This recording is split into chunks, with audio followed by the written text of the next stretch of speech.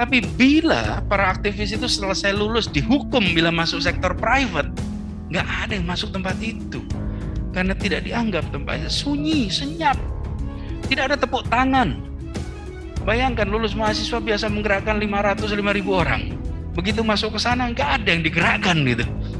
Nggak ada tepuk tangan, tidak ada gelora pertemuan seperti ini, nggak ada. Itu yang saya katakan tadi sebagai rute sunyi, rute senyap, tapi rute ini mendaki. Kalau rute mendaki itu artinya akan mengantarkan ke puncak-puncak baru.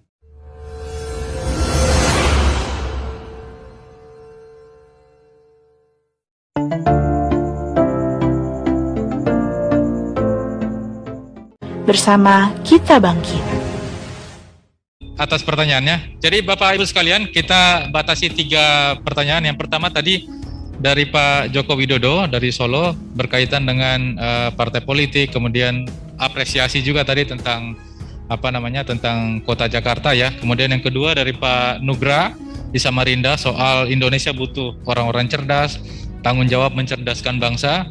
Kemudian yang terakhir tadi dari Bang Jihad dari kampungnya Bang Fahri di NTB soal perubahan siklus elit yang tadi Pak Anies sampaikan soal melihat rute-rute baru. Jadi bagaimana rute-rute baru ini dilihat. Nah, untuk itu maka saya langsung persilakan ke Pak Anies Baswedan untuk menjawab 3 pertanyaan tersebut. Silakan Pak Anies. Ya, yang harapan-harapan kita samalah.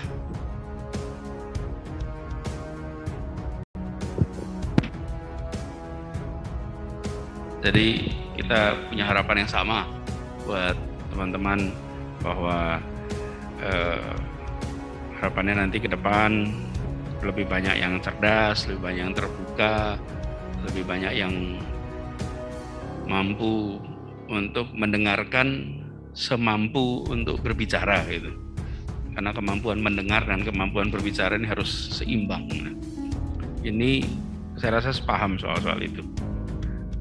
Kemudian Pak Agung Joko dari Solo ya, ini tentang, saya ingin komentar tentang Jakarta aja, katanya jangan sampai terjadi kecemburuan dengan kanan kiri. Ya, itu salah satu memang tantangan kami nih. Sekarang kami dalam artian DKI nih, bukan kami KMMI ini. Karena misalnya kami lakukan vaksinasi ini sekarang. Vaksinasi itu dikerjakan memang di bulan-bulan ini, tapi persiapannya itu kita bangun sistemnya sejak tahun lalu.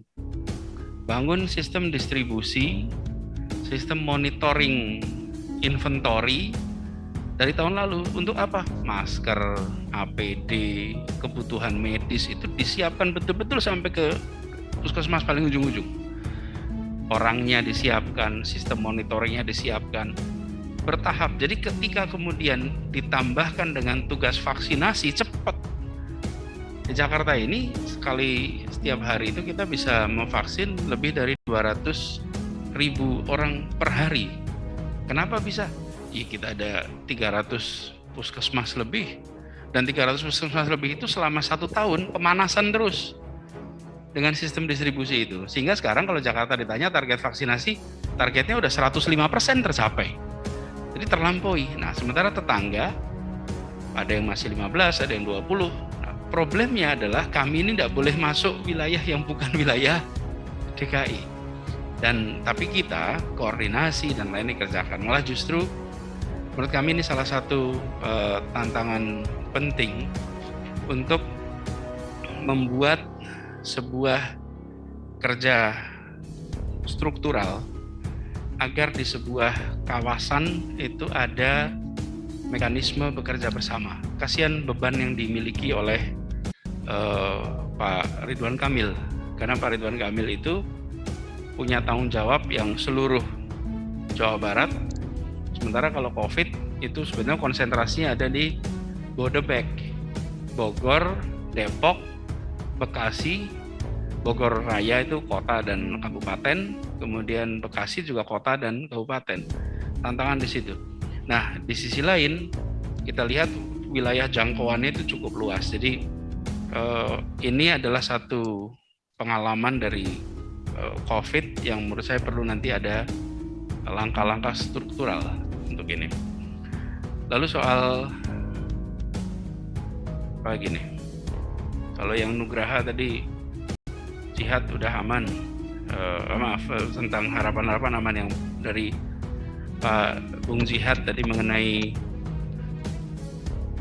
perubahan siklus elit. Jadi saya melihat betapa ruang untuk para aktivis bisa memimpin di sektor perekonomian yang kemudian nantinya bisa masuk ke sektor politik, itu perlu diambil rute itu. Tidak kemudian bertahan di sektor perekonomian seumur hidup sampai akhir, tetapi masuk di sektor itu berpengaruh dan nanti kemudian akhirnya sektor masyarakat. Dan itu bisa dikerjakan sambil jalan.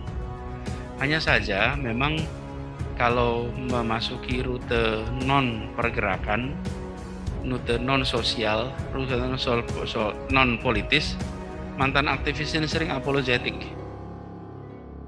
Kenapa? Ada beban sosial gitu.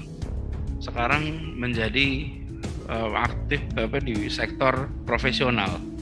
Itu ada tekanan tersendiri. Di sisi lain, ke depan kita akan menyaksikan rute ini makin banyak berpengaruh.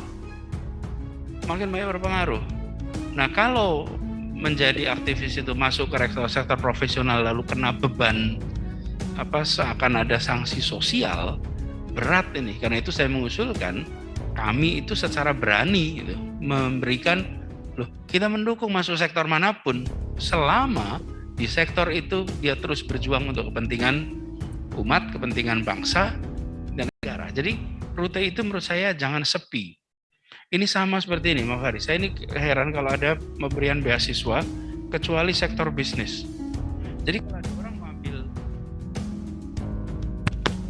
kalau ada yang mau ambil MBA, tidak dibiayai oleh pemerintah. Ini aturannya banyak itu.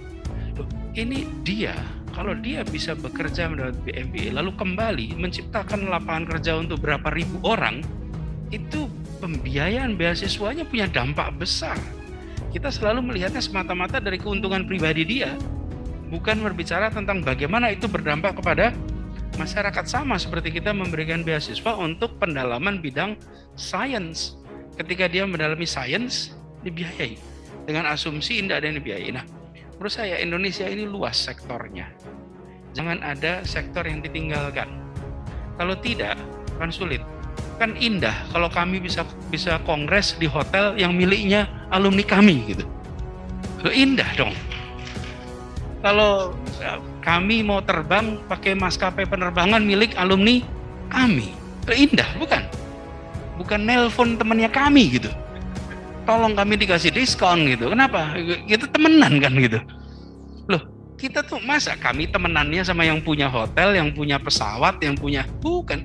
Kita kepengennya kami punya alumni kami, itu maksud saya. Dan ketika mereka berada di situ, bantu. Saya merasa, Bang Fahri saya rasa sama. Ketika saya tidak berada di sektor private juga, kami merasakan ketika memulai sebuah inisiatif, kita harus mencari teman-teman di sektor bisnis yang punya hati gerakan, sehingga mereka mau mendukung. Dan itu jumlahnya nggak banyak. Kita mau pinjam tempatnya zaman dulu tuh mau pinjam Ancol. Cek, ada mantan ketua senat tuh, sekarang jadi manajer di Ancol, telepon. Bisa nggak pinjam tempatnya? Oke, boleh. Ini saya bayangkan stoknya lebih banyak. Biarkan Jalan Sudirman, Jalan Tamrin, Jalan Kuningan, Gatot Subroto, itu nanti diisi oleh para manajer-manajer mantan aktivis mahasiswa. Para direksi-direksi mantan aktivis mahasiswa. Penuh tempat itu dengan para mantan aktivis mahasiswa. Tapi bila para aktivis itu selesai lulus dihukum bila masuk sektor private, nggak ada yang masuk tempat itu. Karena tidak dianggap tempatnya sunyi, senyap. Tidak ada tepuk tangan. Bayangkan lulus mahasiswa biasa menggerakkan 500-5.000 orang. Begitu masuk ke sana nggak ada yang digerakkan gitu. Nggak ada tepuk tangan, tidak ada gelora pertemuan seperti ini, nggak ada. Itu yang saya katakan tadi sebagai rute sunyi, rute senyap, tapi rute ini mendaki. Kalau rute mendaki itu artinya akan mengantarkan ke puncak-puncak baru. Nah, ini yang mungkin perlu dipertimbangkan. Bukan semua ke sana, jangan. Tapi opsi ini harus secara serius diambil untuk secara strategis mengisi semua sektor. Mengapa? Karena ini organisasi alumni gitu. Jadi kita boleh ya berharap seperti itu. Itu aja barangkali komentarnya. Terima kasih.